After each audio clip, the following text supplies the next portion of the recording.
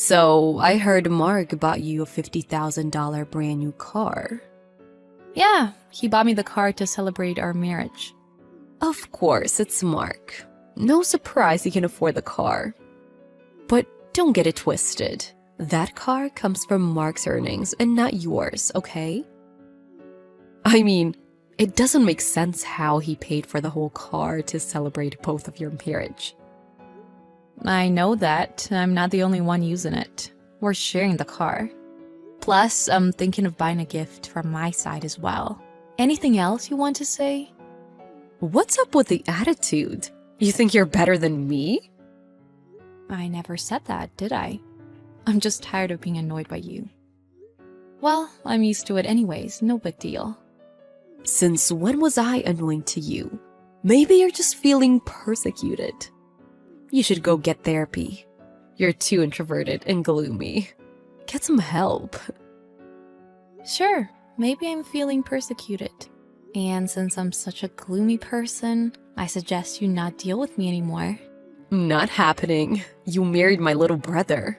So we'll be staying in touch. Now that we're a family, let me borrow the car, okay? I'm afraid not. The insurance is only applied to me and Mark, and no one else. Also, I heard you haven't driven for ages. I wouldn't take the risk. It's only like 5 years. That's like nothing to drive a car. I'm sure I won't mess up. So give me the keys, will you? You don't deserve driving a $50,000 car. Will you stop acting like a child? I'm never handing you the keys. As I said, what's wrong with your attitude? I'm now your sister as well. You need to treat your family with respect. My apologies, I was born this way. I'm not looking for any conflicts. I just want you to stop harassing me. I'm just talking to you. How can this be harassment? Stop being such a baby. I'm starting to worry about the fact that you're Mark's wife. Okay, I'll do my best. But I'm still not letting you use my car. Ugh, you're the worst sister-in-law. Don't you know things go easier when you listen to people and treat them with respect? Grow up. I believe you're the one who needs to grow up. If you're a grown-up, you should know how risky it is to drive someone else's car, especially without insurance. You just don't want to share with me because you're poor and greedy. I should be driving a $50,000 car, not you. Wow, jealous much? Why you? We've got the car for a new life, not yours. If you want a car so bad, why don't you buy one yourself? Or find someone who'll buy you one. So you do think you're better than me, huh? Stop judging me. Anyways, I'm using the car whenever I want to. Do deal with it. Seriously, would you please give me a break?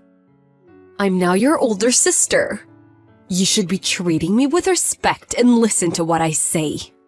If you're not satisfied, grow up and win my respect. You just want someone to be by your side and obey whatever you say. Am I wrong?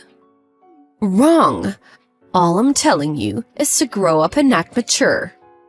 Then you'll notice that I'm always right. I don't see the difference.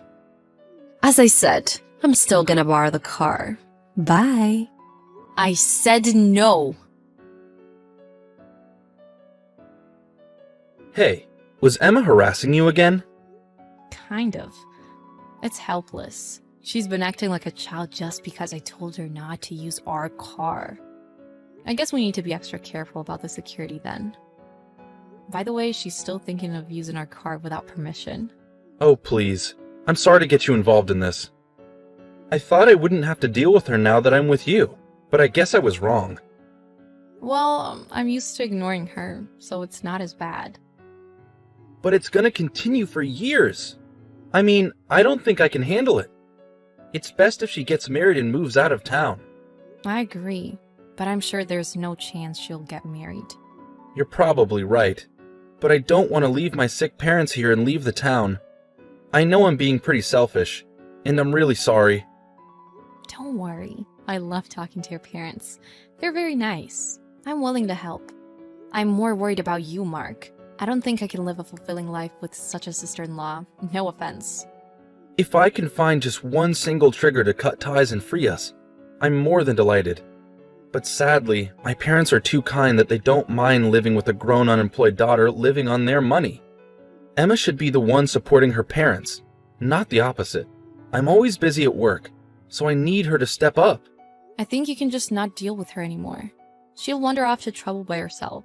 I'm not saying we should wait, but there's basically nothing we can do about it, right? I agree. Sorry again for getting you involved in all of this crazy stuff. I should be ashamed of myself for having conflicts with my family even after I got married. It's alright. Things happen. We're in this together, alright? I'm always on your side to support you. Thank you so much.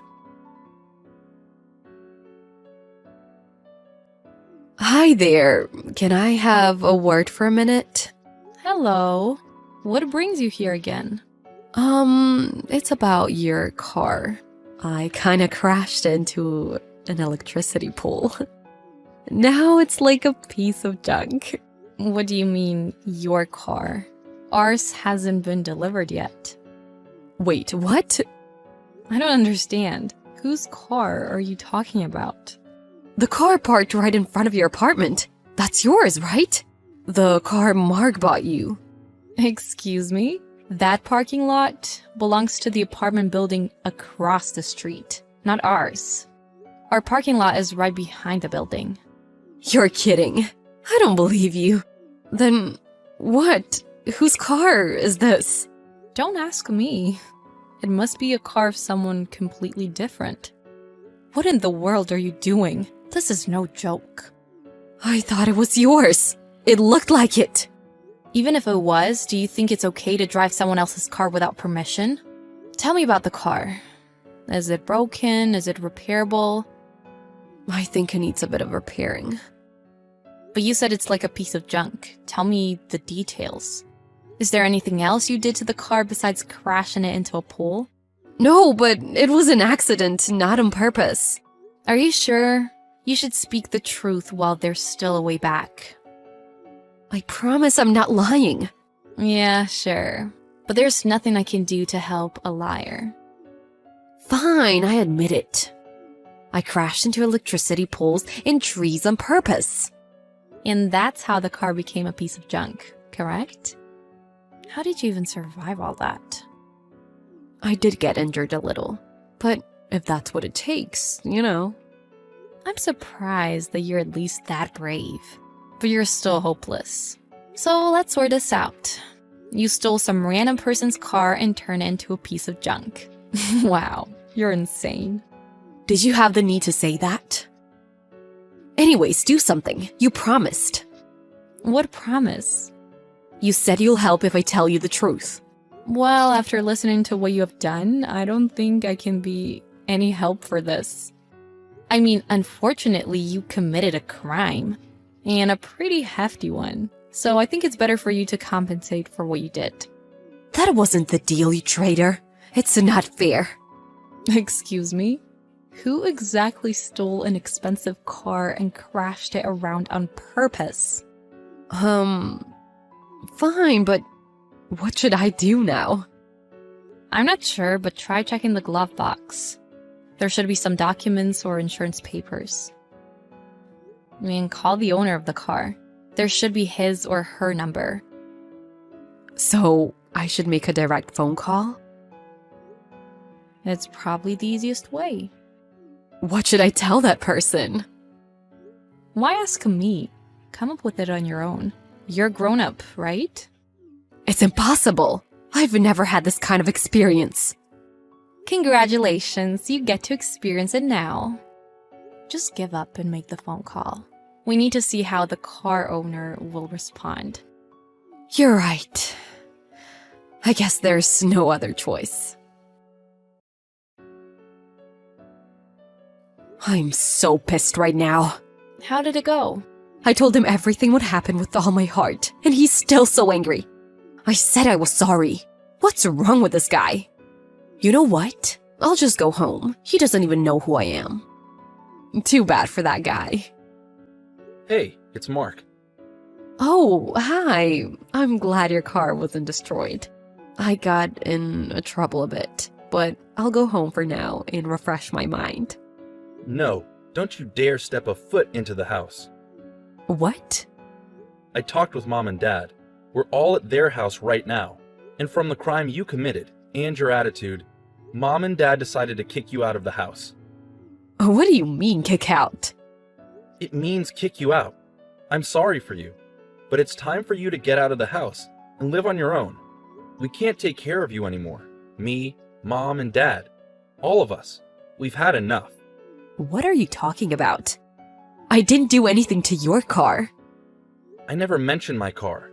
Don't you understand? You're a grown-up. You need to be responsible for what you've done. So first, you need to turn yourself in. Don't you even think about trying to get away.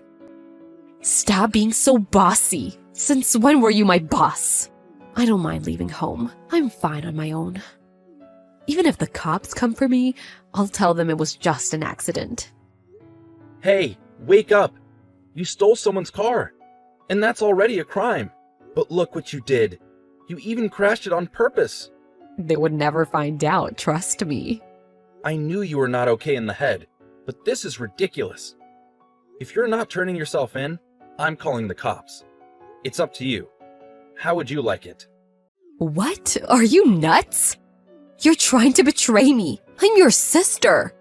Exactly. That's why I'm telling you. I want you to think about what you did and come back not as a criminal, but as my family. Stop joking. What are you, a priest? You still won't change your mind? I mean, why would I?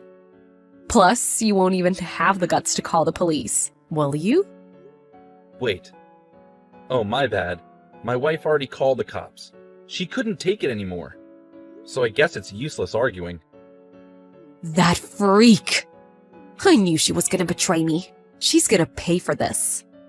Whatever. By the way, did you renew your driver's license since the last time you drove?